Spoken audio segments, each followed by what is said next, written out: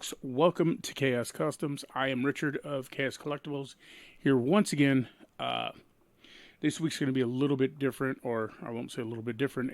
We're going to deviate from what we've been doing because I finished the Chaos Space Marine and boxed it up.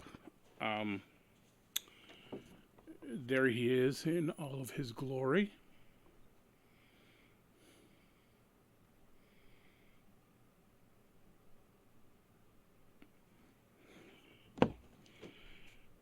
And like I said, I'm going to work out some kind of a raffle or giveaway when we reach so many followers or so many listeners on between YouTube, Spotify, and TikTok.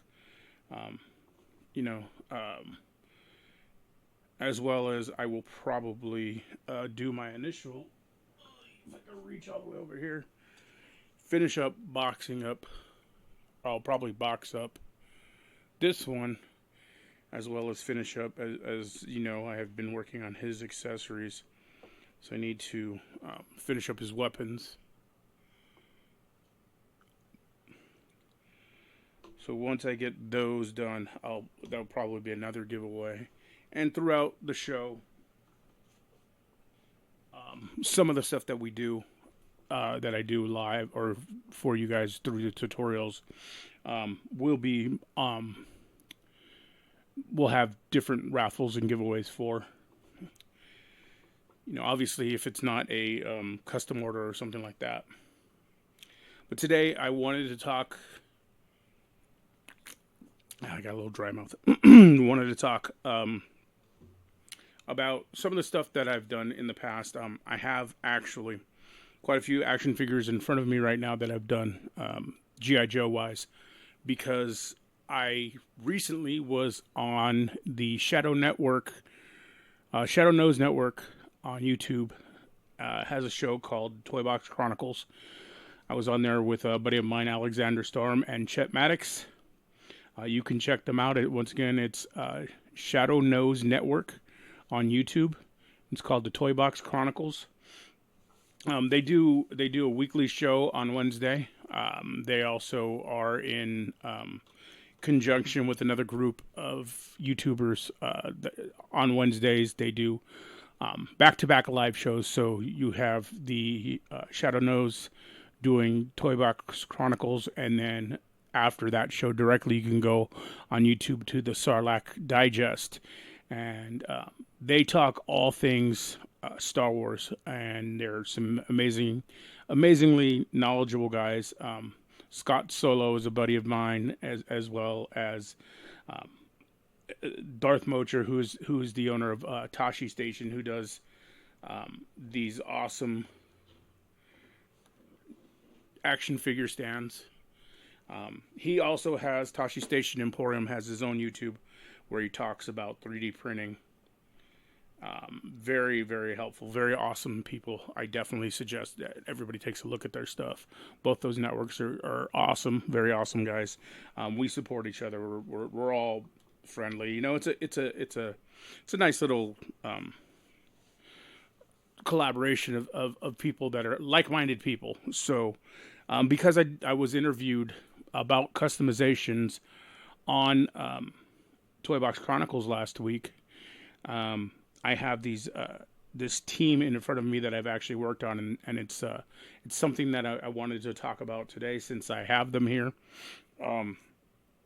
It's kind of like what I've said in the past about creating a story in your head of a figure when you're working on it. So it's not just tedious work. It makes it a little bit more fun.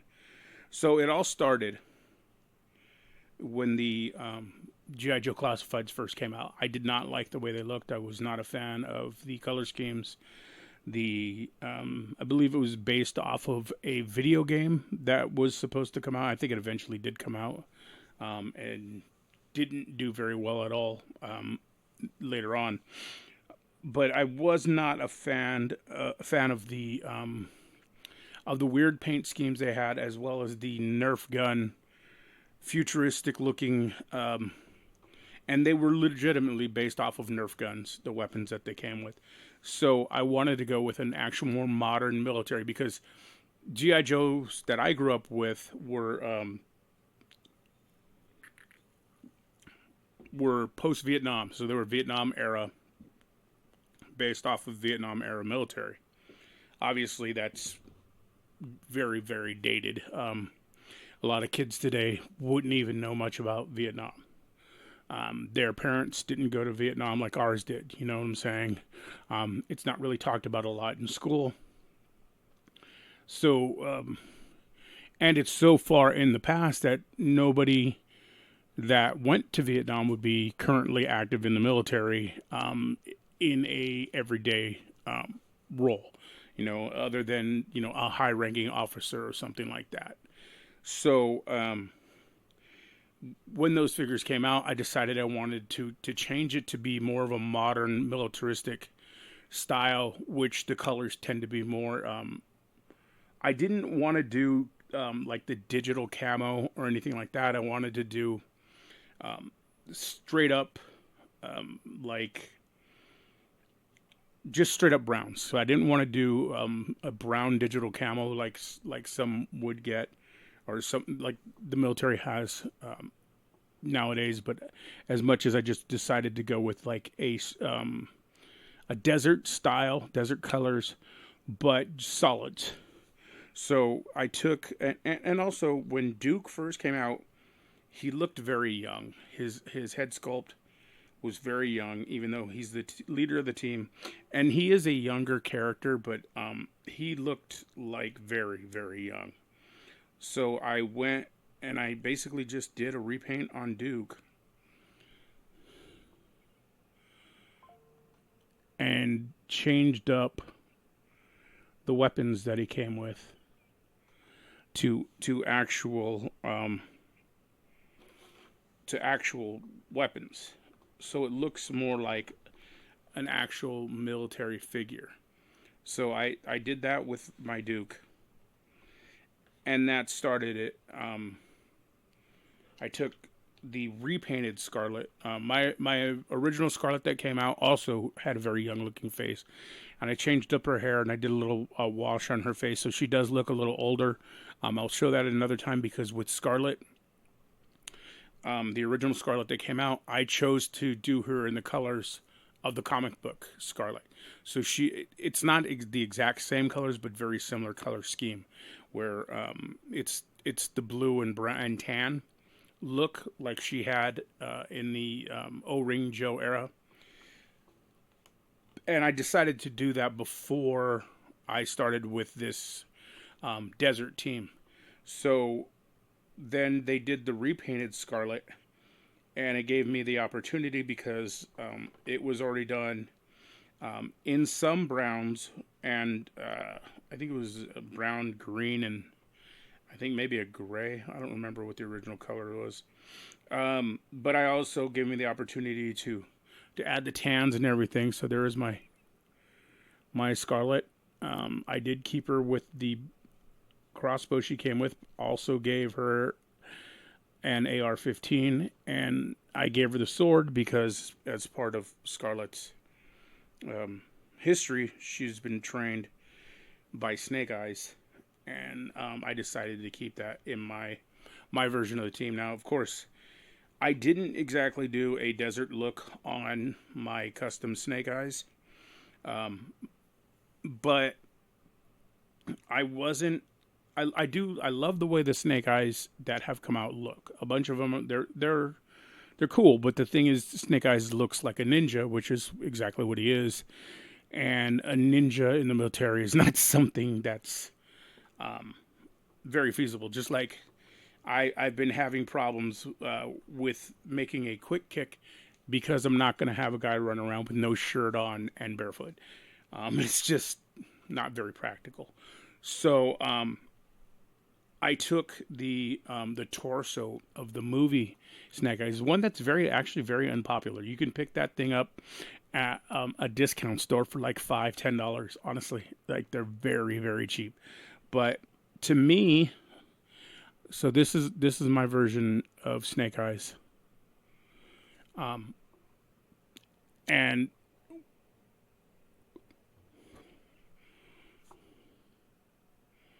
what I did is I went with the movie version Snake Eyes, the helmet and the torso and his arms because it looks like body armor. So he doesn't look so much like a ninja walking around in his like a ninja uniform. Everybody in the '80s used to call it pajamas. Whereas this looks like actual body armor, like it serves a purpose. And then I gave him his pants from the second Snake Eyes that came out, the one that came with Timber. He came with these cool gray pants and combat boots, so I just used those, and I gave him this cape that came with the Marvel Legends movie cable, and I think it came out pretty good. And then I gave a little bit of a gray wash over the body armor, so it doesn't look so shiny. And so I'm pretty happy with my Snake Eyes. Um, Continuing on with the team, um, there's certain. So besides those three, because if I'm gonna make Duke, there has to be Scarlet, and if you're gonna have the two of them, Snake Eyes just for history's sake, Snake Eyes has to be involved. So as I went forward, there were other roles I wanted to fill. Um, Obviously, Dusty was a no-brainer,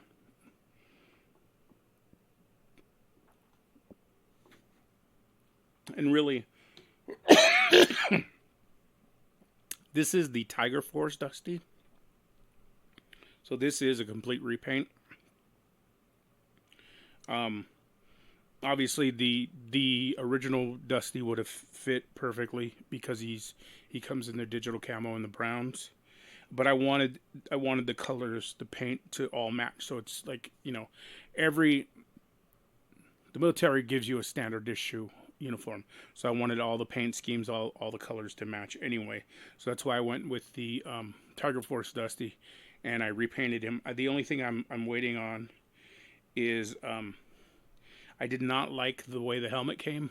How it's one piece, where even the drape in the back. Um, so I actually have I kept a bazooka helmet, and I painted it brown, and I actually ordered a bandana, a brown camouflage bandana that I'm gonna glue on the inside, so it's gonna work as that drape like Dusty had on his original uniform. So he'll have that fabric hanging over his neck as opposed to just like that solid flexible plastic. And then I needed a heavy machine gunner for my group, and there had been and already had because I have a basic Joe team that I was already working on, which is what I had said about Scarlet. So I had my Scarlet, and I have my Gung Ho, Roadblock, and I don't remember who it was, Bazooka, Rock and Roll, a couple others. Um, some of the ones that have come out that I have chosen not to repaint, basically, and then some that I just did a small amount of work to. But I had the original Roadblock, and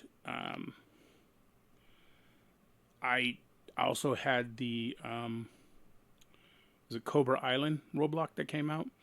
And when that Cobra Island Roadblock came out, and when I initially looked at it, I was like, "Why is that Roadblock? It looks like heavy duty." So I decided to swap the head out, put it on the original Roadblock's body, give him a big belt-fed machine gun, and made him heavy duty, who is my Desert Trooper heavy machine gunner.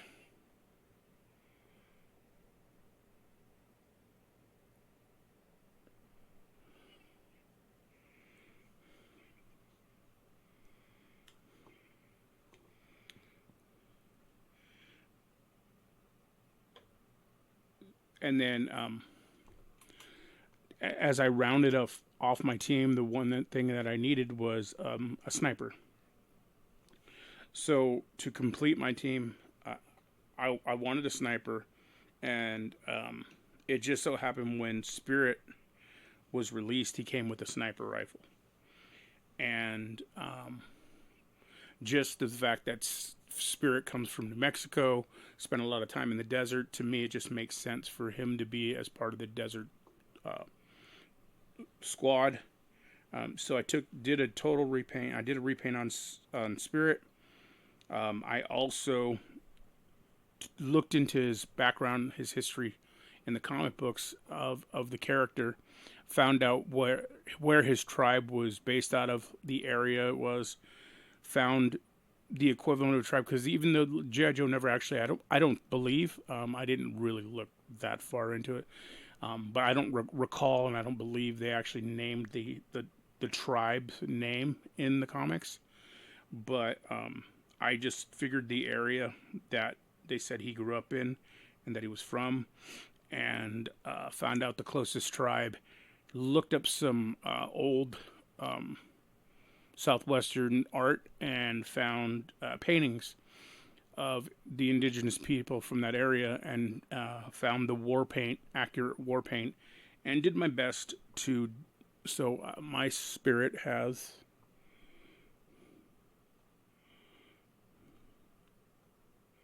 this war paint. It's repainted in the browns. I think he looks a lot better in the brown than he did in the blue. And I did a darker wash over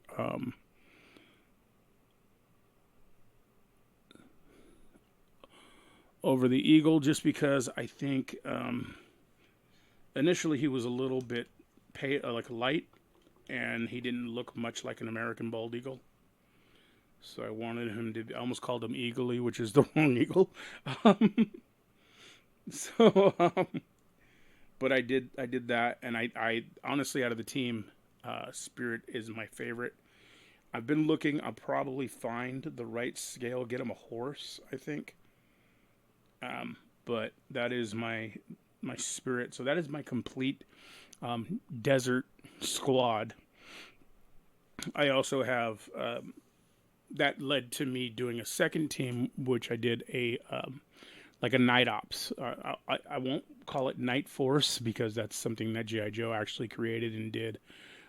But mine is a night ops. So basically, it's a silent team that strike. It's a jungle night ops team. So they strike in the jungles at night. Obviously, they're pretty camoed up. They tend to wear darker and greens and stuff like that.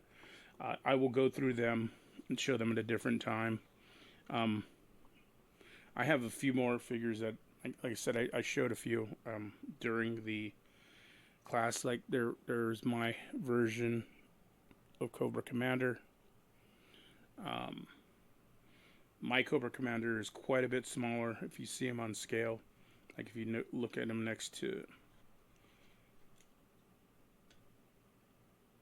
Snake Eyes, he's quite small, which is kind of how I've always pictured Cobra Commander, as being just, generally just a small person, because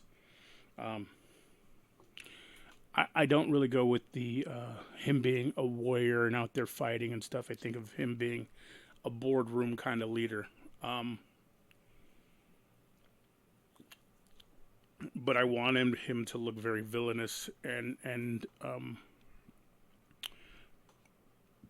I don't know. I don't want to use certain terms, especially online. Um, but the look, the style I was looking for was a very, we'll call it World War II villain look, um, an Axis look, if you will, because that's kind of what I figured Cobra Commander, and I think that's kind of what it was based off of. With his dress uniform. So that's the kind of the way I wanted him to look. Of course, something that I've showed here before, um, my fridge.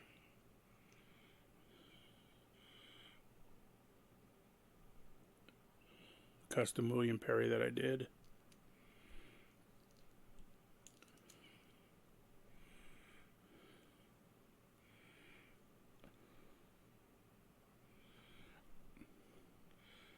But that takes it into what I had talked about before, about as you're working on action figures and as you're creating to have a story in your head, because you never know what it can lead to. It may lead to just one figure. It could lead to an entire team, or your own line. It all depends on what you're trying to get out of it. Uh, there's also, I did my. He's right here anyway, so I think I've showed him before. My Nemesis Enforcer, and he's built on a different scale. Also, I use the Marvel Legend for Cobra Commander because they're just a little bit smaller than the scale that GI Joe classifieds are made on. And for my Nemesis Enforcer, I used a wrestling figure. Wrestling figures are made on a 7-inch scale, so they're bigger than the GI Joes, because Nemesis Enforcer is supposed to be, over 7 feet tall. He's supposed to be this big monster, and I wanted that to be reflected with his size. So, I used a larger scale figure to make him. This is a kit that I think you can buy online. There's a lot of different 3D printers and sculptors that have it out there. The only thing I do regret is I wish his wings were bigger. Maybe somebody's going to come out with some larger ones here in the future. But I mean, I'm happy with the way he came out. I really like the way he looks. So I know Hasbro has their own version of Nemesis Immortal coming out, which is hopefully it's on a huge scale. Like, it looks awesome from everything that I've seen. So I'm looking forward to the actual release. But that's my version for now.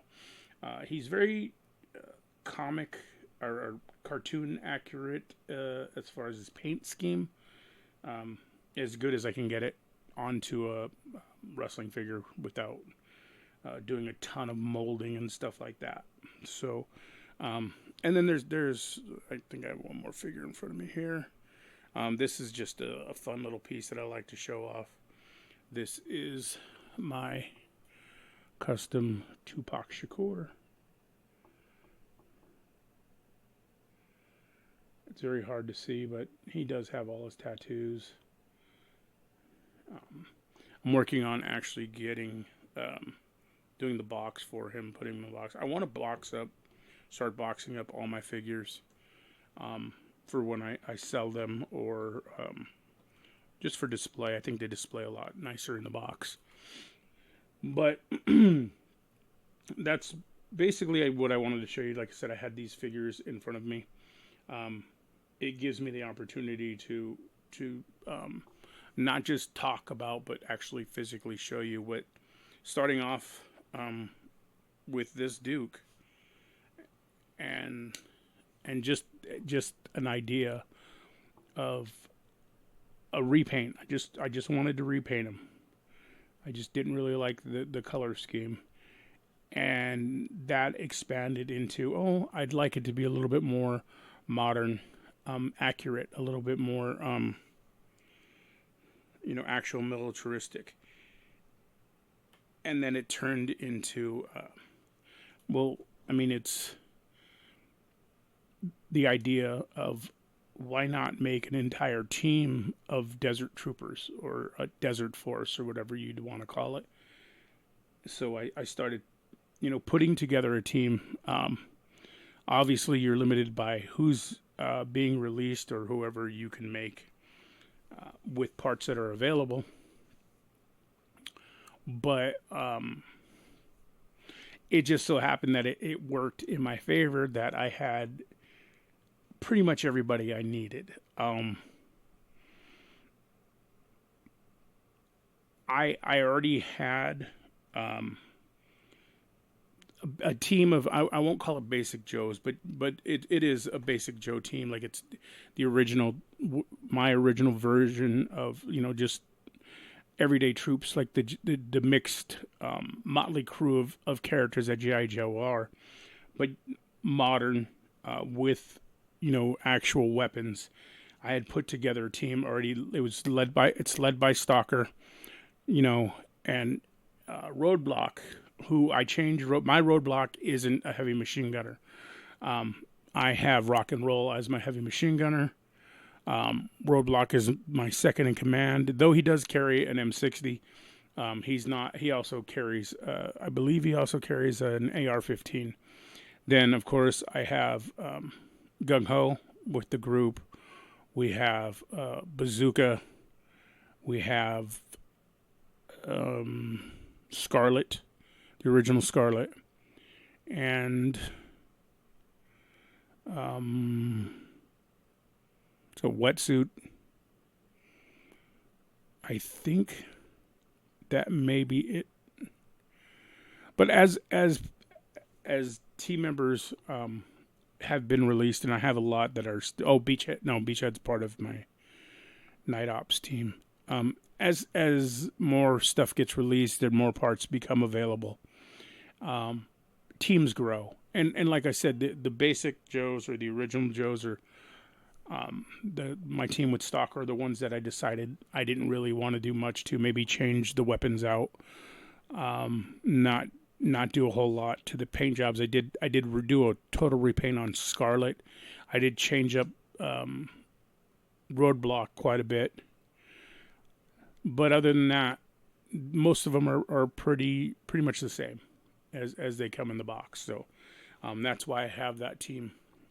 And then I have my my Jungle Night Ops team, which has Rakondo, Outback, Flint, Lady J, Falcon, and Beachhead.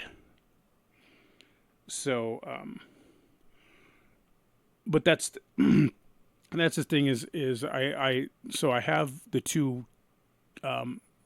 So there's the basic team that's led by Stalker, which is my that's the main G.I. Joe team, and then these offshoots are specialty teams. So there's a lot more I'd like to do as figures get released, and as they become available. There's a lot that are out there that I haven't, I don't have yet, because I tend to sell most of the stuff that I get.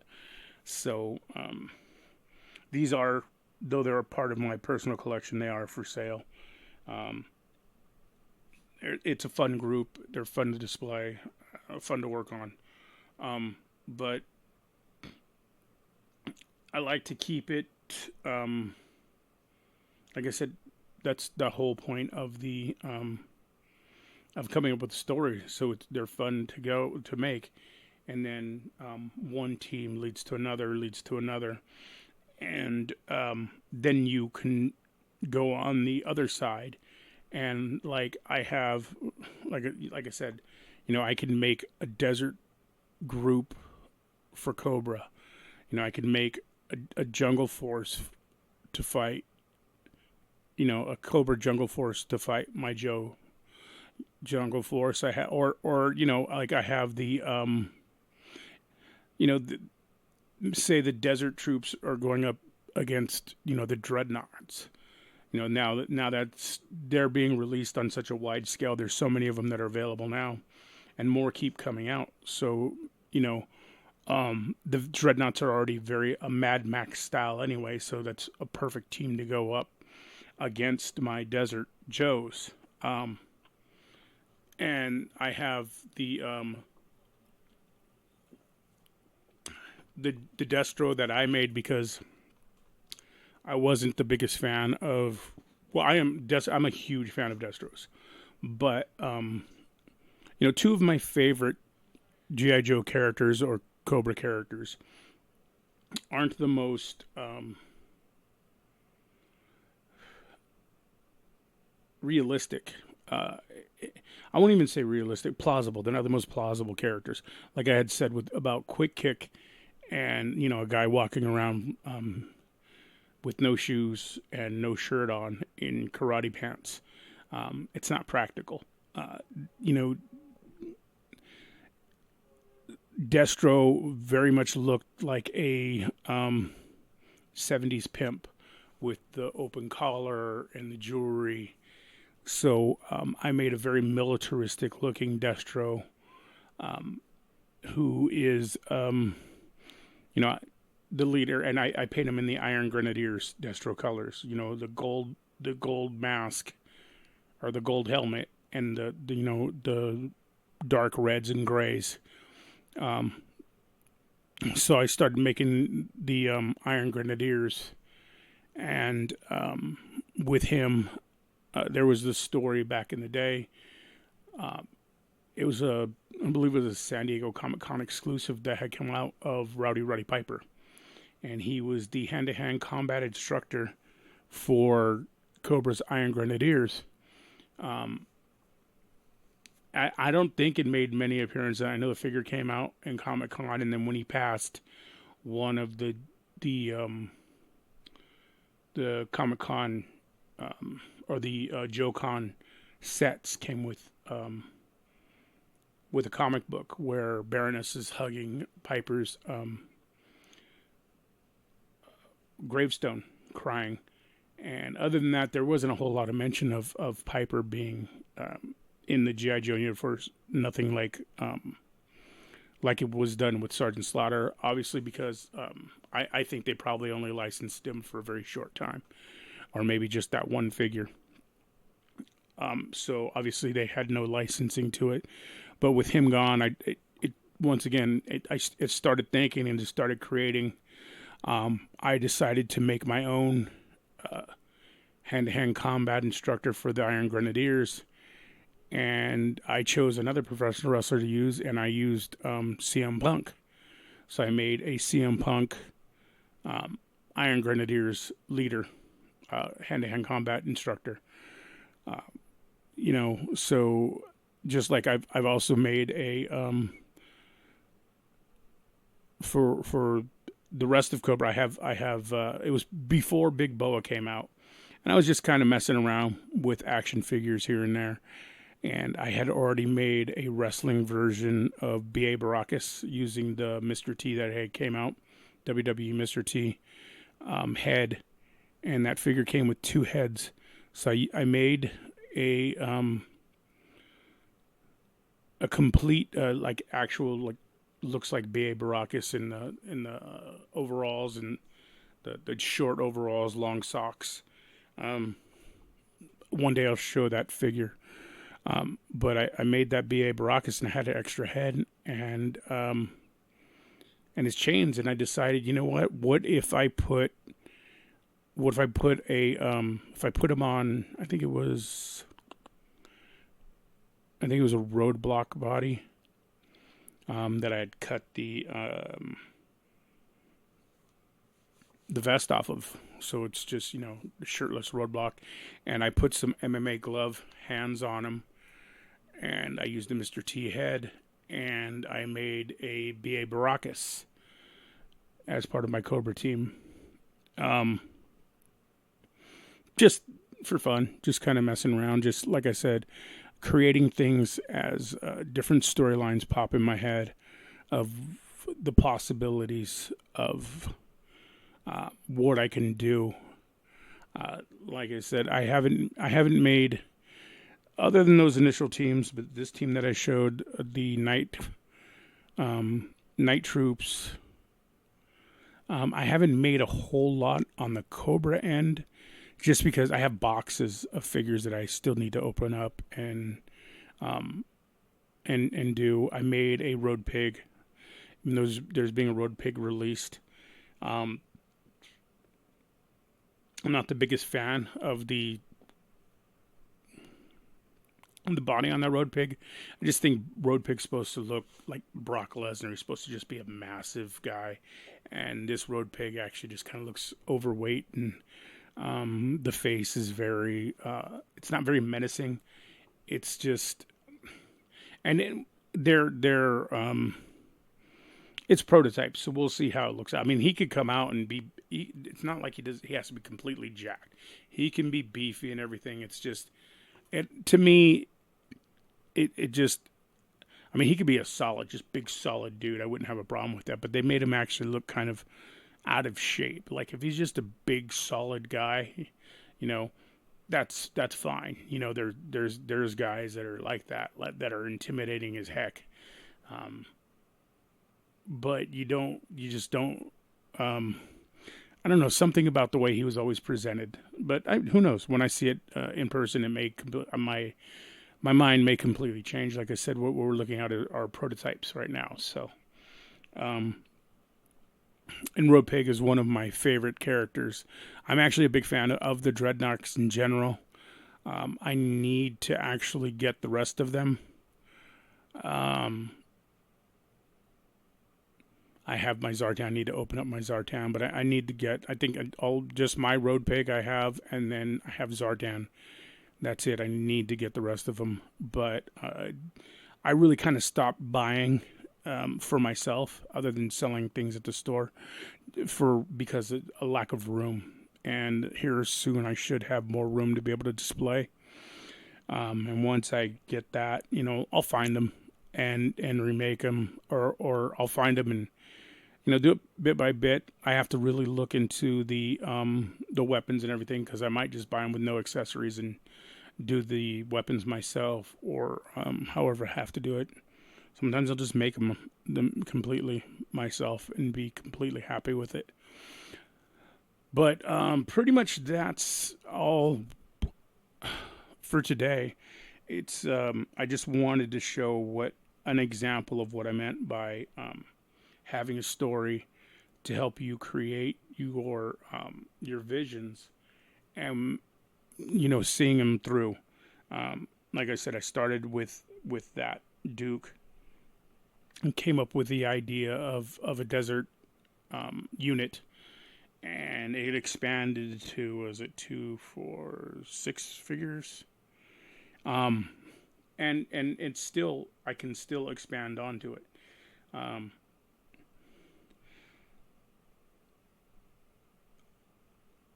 pretty much the same thing, and then that expanded into another unit and another unit. So, um,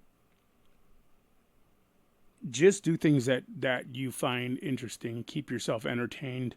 Um, when it becomes like a job, that's when it's not fun. Now, granted, if somebody hires me to make them a figure, that's a different story. But it's fun. Like I really, the part I enjoy of that, and why it doesn't feel like work, is I'm creating art for somebody else and seeing their genuine reaction when they get what they asked for. Really makes me happy. I've had people, I've had people that have been professional wrestlers, like even guys that were backyard wrestlers when they're younger, or guys that tried training or did it for a while, that wanted action figures made of their wrestling persona, or even people that play the WWE 2K series video games, and they want an action figure of their create a character on there. And how happy they get when I can reach their vision. That's always really cool to me. I had another buddy of mine that worked for me for a while, that wanted an action figure done of himself. And he was pretty happy with it. I made him, a figure of himself. It's finding your motivation in anything that you create, just so it doesn't feel like a job. So, because the more you enjoy it, the more you're going to do it. The more practice you have at it, the better you get. This isn't like it's art. It's all subjective. It's not. Nothing's ever going to be perfect. So don't think that it has to be good compared to somebody else's stuff, or if you're happy with it, or whoever you're making for it is happy with it. That's all that matters. Don't strive for perfection, but always look to get better. Don't ever think you've learned everything. I've been doing this for a very long time, and I don't think I'm even really that good when it comes to especially original designs. There's so many people out there that can do alterations and molding a lot better than I can. A lot of people do hand sew, like uniforms and jackets and stuff like that, which I couldn't possibly do. Um, but I wouldn't say couldn't possibly do, but I just don't have the skills to do that yet. Maybe it's something I might end up learning.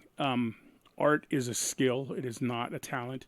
It's something you can learn, and as you practice at it and work on it, you get better. I always try to work on it a little bit every day, at least an hour a day, and get some trash figures or there's a lot of cheap pops out there in the world. Just get to practicing your paints on that. Practice anything. Practice flesh tones, basic tones, shading, dry brushing, washes, anything like. Just keep practicing. It's not something that's expensive to start with. Most of the paints that I use on a large scale are cheaper paints. As long as you remember to seal things, it'll work. You know, sure, things like Vallejo and Citadel and was it Army Builder? Those paints are great and they work. They do work better than like say your Apple Barrel or whatever the 50-cent ones or dollar whatever they are now at Walmart acrylic paints are, but they both work. You know what I'm saying? They, as long as you do it, you don't rush. You do it in multiple layers. You seal each layer as you work on it. It will come out the way you want it to. This most of these are done with the cheaper paints, So when it comes to like my metallics and stuff like that, I'll go with a little bit more expensive, just because they're more vibrant colors and you don't want them as watery. But other than that, your basic colors, I tend to use the cheaper ones because you go through so much of it. So, and I mean, not saying if you get a good deal on Citadel or Vallejo or something like that, by all means do it. Or if you can afford to use those all the time, and it's up to preference. I've used acrylics that are meant for canvases to paint action figures. Just watered them the heck down. Had to do it in multiple layers. It takes a lot longer, but it works in the end. Most of the rust that was done on that Space Marine that I showed, the red rusted one, that was done with acrylic paints that are canvas paints.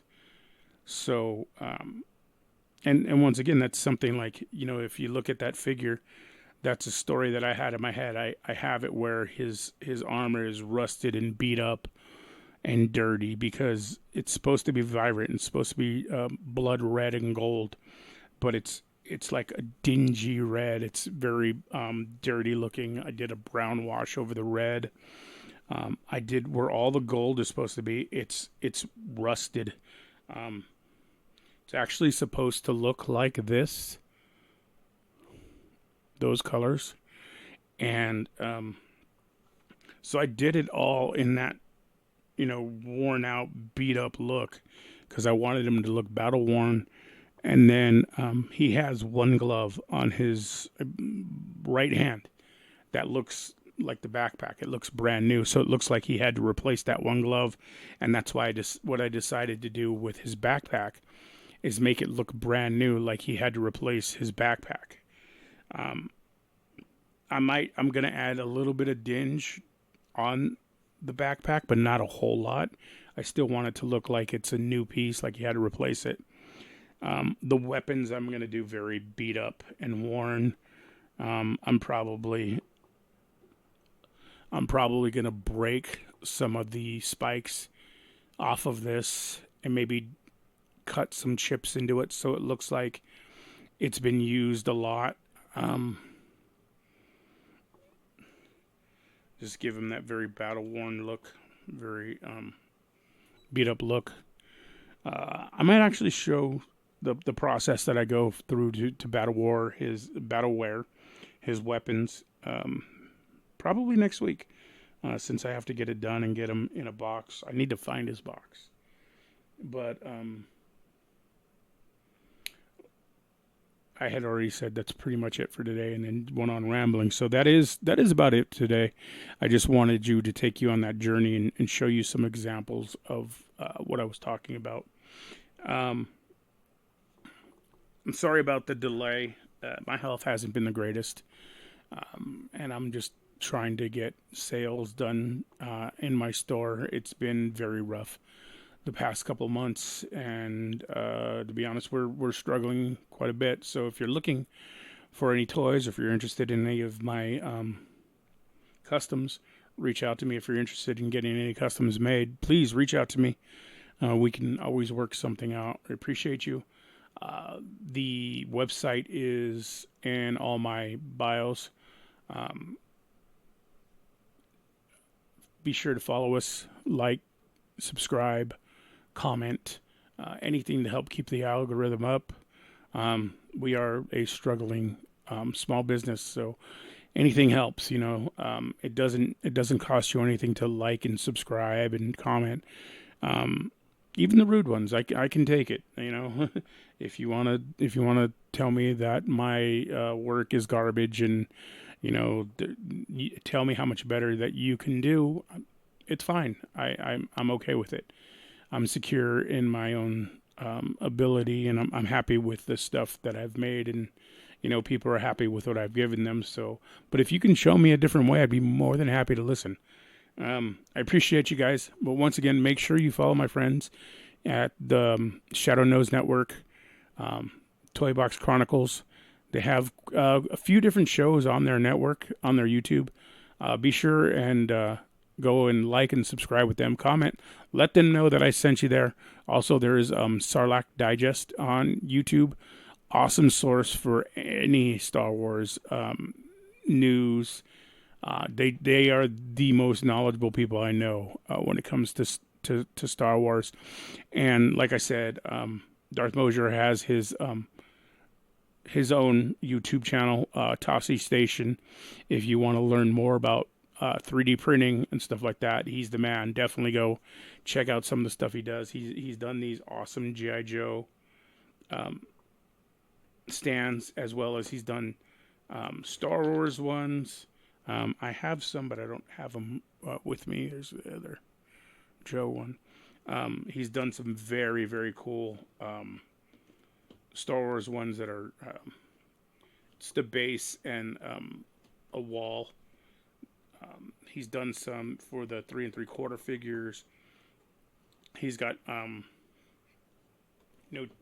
regular base stands, flat stands. I think he's got some that are shaped like blood or slime too, for Ninja Turtles. There's so much stuff. Be sure to check out Tossie Station. Amazing stuff. Give all these guys likes. Show them some love. Let them know I sent you that way. I appreciate everybody out there. Thanks for listening. If you have any requests or any ideas, something that you'd like to see done, or when I was on the Toy Box Chronicles with Storm and Chet, one guy commented that he wanted to see how to put a Doom head on a Destro body. So I might have to dig out the original Destro body that I have somewhere and get a hold of a Doom head and show what that looks like. Give the guy a hand with that idea.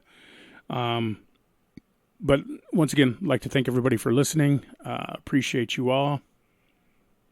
Stay classy.